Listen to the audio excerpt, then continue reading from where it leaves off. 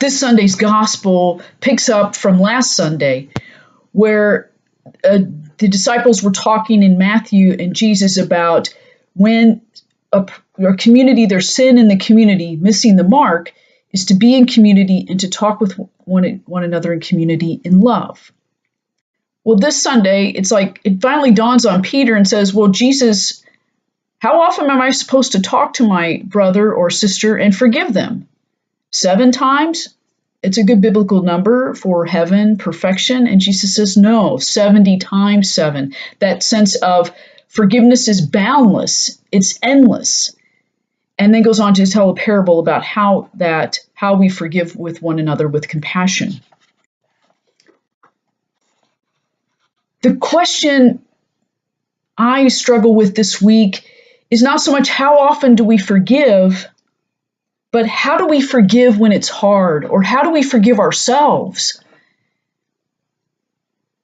The gospel today, Jesus reminds Peter and all of the disciples that there is a divine patience that God has that is infinite.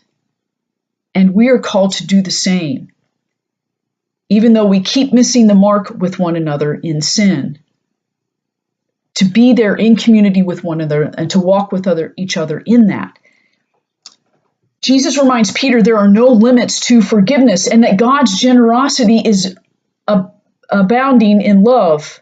There are no limits, no borders. It's unconditional. And we are called to do the same.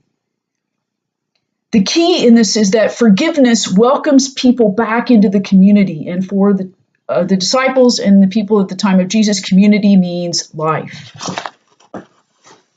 Forgiveness is that mystery of surrender. It's of letting go so much that you become free, you become healed, you become whole, you become part of the community.